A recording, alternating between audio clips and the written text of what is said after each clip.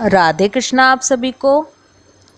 सावन मास महात्म्य के अध्याय 5 में भगवान शिव सनत कुमार को रविवार के व्रत की विधि और महत्व बता रहे थे। अब आगे सावन मास महात्म्य अध्याय 6। सनत कुमार बोले, हे भगवान, मैंने रविवार का हर्ष कारक महात्म्य सुन लिया। अब आप श्रावण मास में सोमवार का महात्म्य मुझे बताइए। भगवान बोले, हे सनत कुमार, सूर्य मेरा नेत्र है, उसका महात्म्य इतना श्रेष्ठ है, तो फिर उमा सहित मेरे नाम वाले उस सोमवार का कहना ही क्या। उसका जो महात्म्य मेरे लिए वर्णन के योग्य है, उसे मैं आपसे कहता हूँ। सोम चंद्रमा का नाम है और यह ब्राह्मणों का राजा है। यज्ञों का साधन भी सोम है। उस सोम के नाम के कारणों को आप सावधान होकर मुझसे सुनिए, क्योंकि यह वार मेरा ही स्वरूप है, अतः इसे सोम कहा गया है। इसलिए यह समस्त राज्य का प्रदाता तथा श्रेष्ठ है। व्रत करने वाले को यह संपूर्ण राज्य का फल देने वाला है।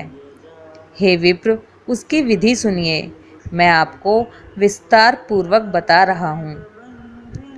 12 महीनों में सोमवार अत्यंत श्रेष्ठ है। उन मासों में यदि सोमवार व्रत करने में असमर्थ हों तो श्रावण मास में इसे अवश्य करना चाहिए। इस मास में इस व्रत को करके मनुष्य वर्ष भर के लिए व्रत का फल प्राप्त करता है।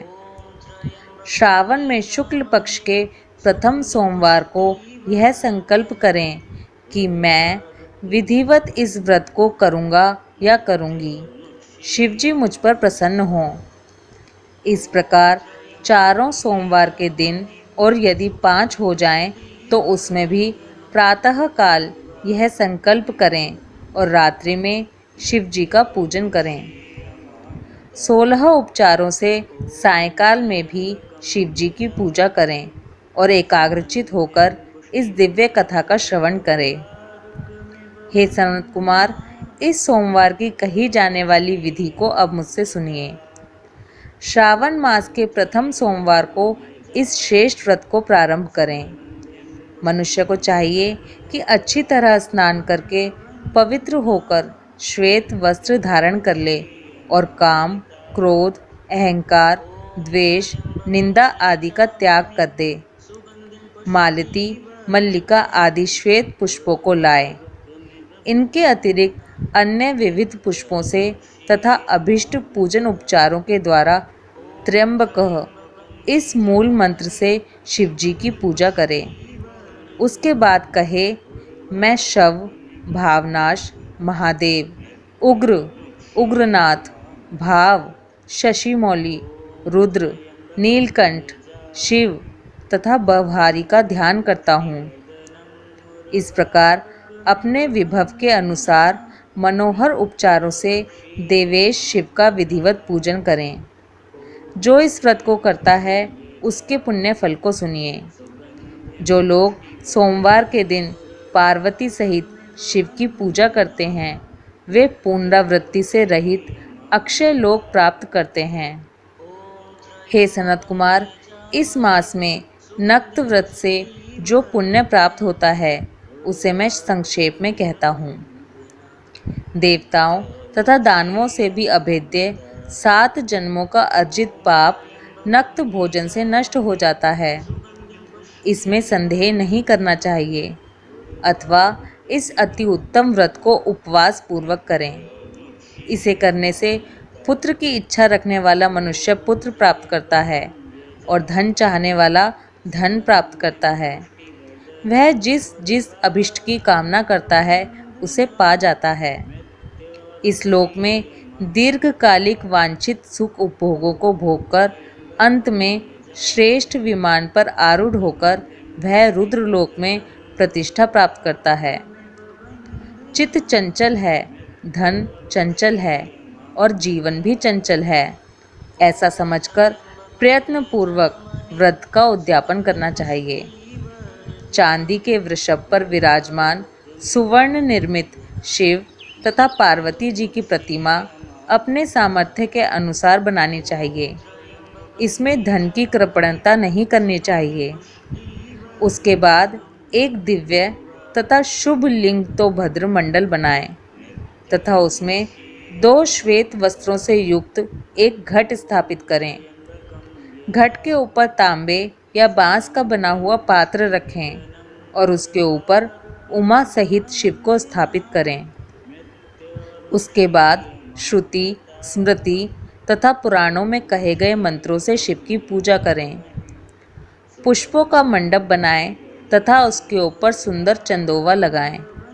उसमें गीतों तथा बाजों की मधुर ध्वनि के साथ रात में जागरण करें। उसके बाद बुद्धिमान मनुष्य अपने गृह सूत्र में निर्दिष्ट विधान के अनुसार अग्नि स्थापन करे और फिर शव आदि 11 श्रेष्ठ नामों से पलाश की समिधाओं से 108 आहुति प्रदान करे। यव, व्रीहि, तिल आदि की आहुति आप्यायस्व इस मंत्र से दें और बिल्व पत्रों की आहुति त्र्यंबकः अथवा षडक्षर मंत्र ओम नमः शिवाय इससे प्रदान करें। उसके बाद स्विष्टकृत होम करके पूर्ण आहुति देकर आचार्य का पूजन करें और बाद में उन्हें गौ प्रदान करें। उसके बाद 11 श्रेष्ठ ब्राह्मणों को भोजन कराएं तथा उन्हें वंश पात्र सहित 11 घट प्रदान करें। इसके बाद पूजित देवता को तथा देवता को अर्पित सभी सामग्री आचार्य को दें और तत्पश्चात प्रार्थना करें, मेरा व्रत परिपूर्ण हो और शिवजी मुझ पर प्रसन्न हों। उसके बाद बंधुओं के साथ हर्षपूर्वक भोजन करें। इसी विधान से जो मनुष्य इस व्रत को करता है वह जिस जिस अभिलक्षित वस्तु की कामना करता है उसे प्राप्त कर लेता है और अंत में शिवलोक को प्राप्त होकर उस लोक में पूजित होता है। हे सनत कुमार, सर्वप्रथम श्री कृष्ण ने इस मंगलकारी सोमवार व्रत को किया था। श्रेष्ठ, आस्तिक तथा धर्मपरायण राजाओं ने भी इस व्रत को किया था। जो इस व्रत का नित्य श्रवण करता है वह भी उस व्रत के करने का फल प्राप्त करता है।